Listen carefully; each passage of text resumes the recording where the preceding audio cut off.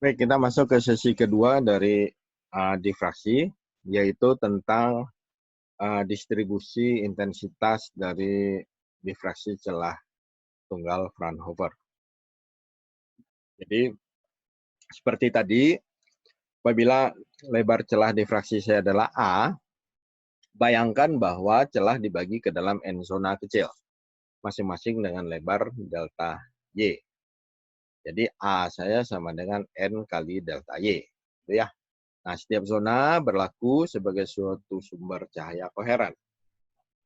Untuk theta tertentu, beda fasa dari medan listrik pada titik P untuk dua zona yang berdekatan, katakanlah adalah delta beta, yaitu K dikali dengan delta, beda panjang lintasan. Jadi, K-nya adalah 2pi dibagi lambda, maka delta beta saya adalah 2pi dibagi lambda kali delta Y sin theta. Jadi, dari dua garis sinar yang berdekatan, beda panjang lintasannya adalah delta Y sin theta. Jika kita asumsikan bahwa besarnya medan listrik dari masing-masing zona adalah delta E, maka fasor dari gelombang zona-zona ini dapat dituliskan sebagai berikut. Jadi medan listrik 1 adalah delta E sin omega T. Itu yang paling bawah. Kemudian yang berdekatan berikutnya adalah sebelahnya adalah E2 sama dengan delta E sin omega T plus delta beta. E3 bisa kita tebak adalah delta E sin omega T plus 2 kali delta beta. Nah, kemudian kalau sampai ke EN, karena saya bagi ke dalam N buah N zona, maka EN adalah delta E sin omega T plus N min 1 kali delta beta. Nah, seluruh sinar ini akan datang ke titik P, sehingga saya harus menjumlahkan E1 tambah E2 tambah E3 sampai E ke N. Maka medan listrik resultan di titik P bisa dituliskan bahwa EP adalah jumlahan dari E1 tambah E2 sampai E ke N. Nah, jumlahan seperti ini hanya bisa kita selesaikan dengan cara fasor. Yaitu, saya buat gambar fasor sebanyak N buah fasor. Tapi saya tahu bahwa beda dari fasor pertama dengan fasor terakhir saya adalah beta. Sebutnya. Nah, dari diagram fasor atau dari penjumlahan fasor yaitu bentuknya sama seperti fasor penyusunnya, yaitu EP sama dengan ER sin omega T plus alfa, katakan. Nah, sekarang kalau saya beda fasor pertama dengan fasor terakhir adalah beta, maka alfa saya adalah beta per 2.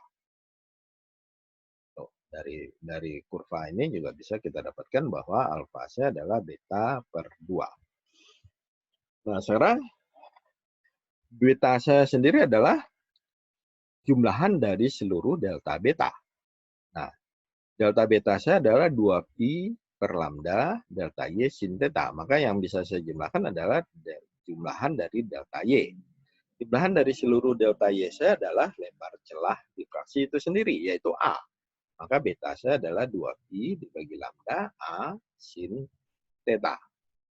Nah, sekarang kalau misalkan kita lihat dari seluruh medan listriknya menjadi busur dari lingkaran, maka resultannya adalah juring ya, juring dari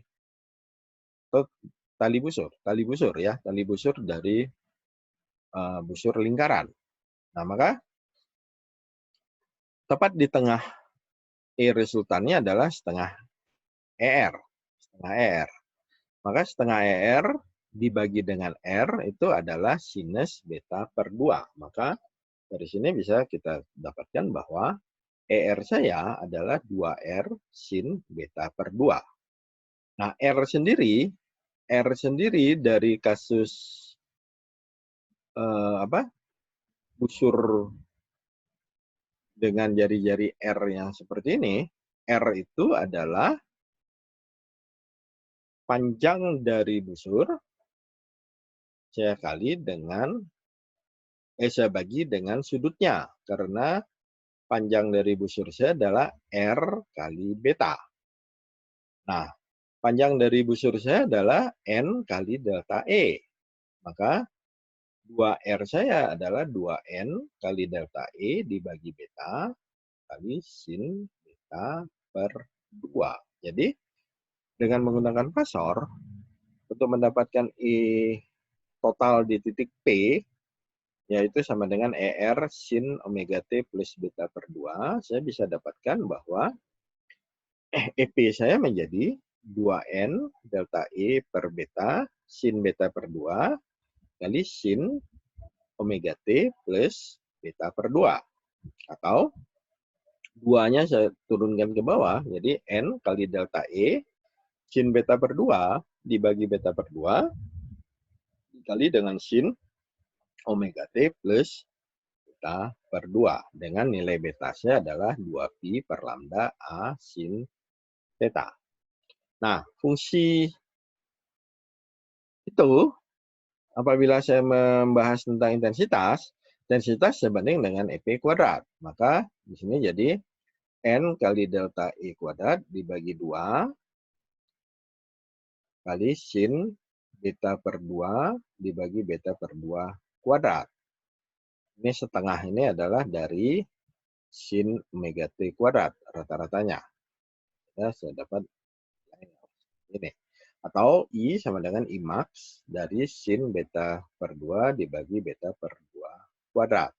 Kalau betanya saya masukkan nilai adalah 2pi per lambda A sin theta, maka beta per 2 adalah pi per lambda A sin theta. Sehingga nilai intensitasnya adalah I max sin pi per lambda A sin theta dibagi pi per lambda A sin theta kuadrat.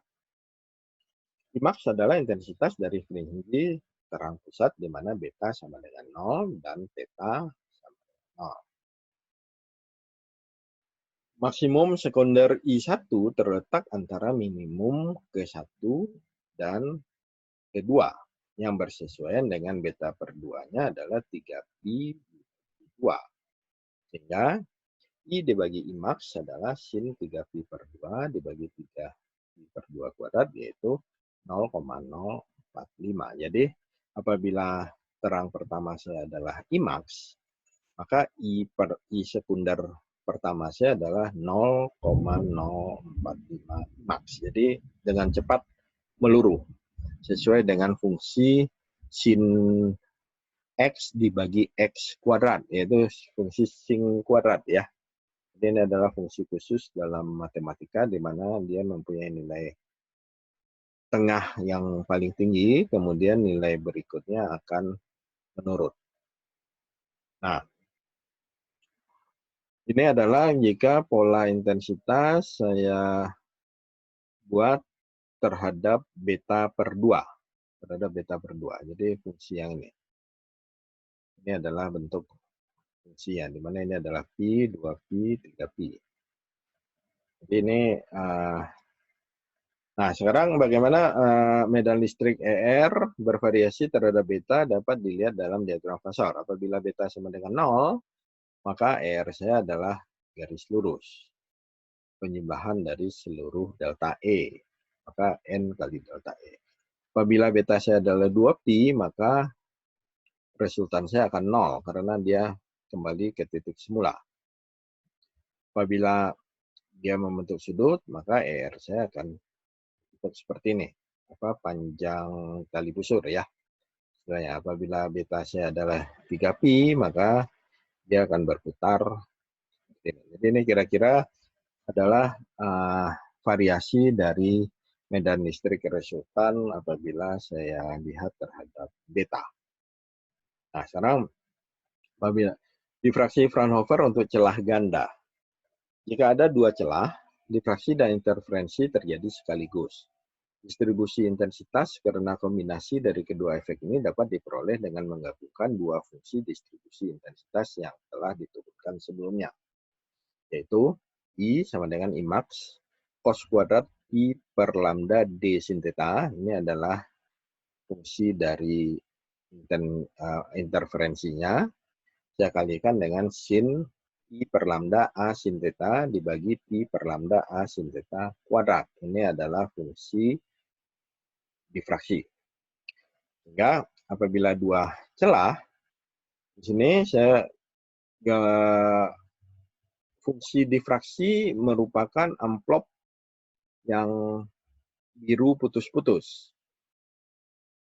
Pola-pola interferensi itu adalah garis-garis kuning yang ada di dalam selubung difraksi ini.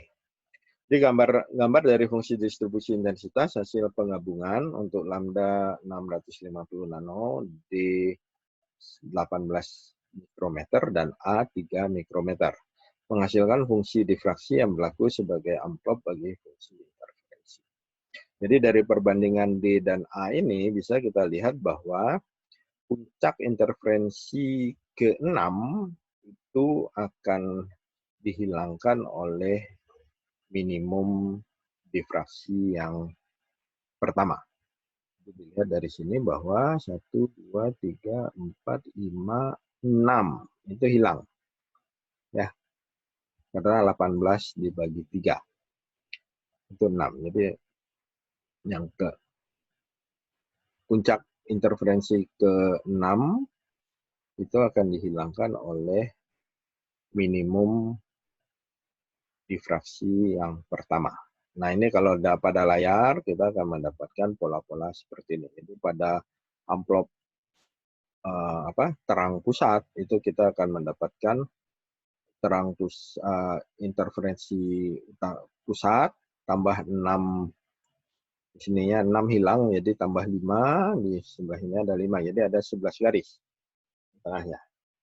Ya. Jadi ini kira-kira akhir dari sesi kedua.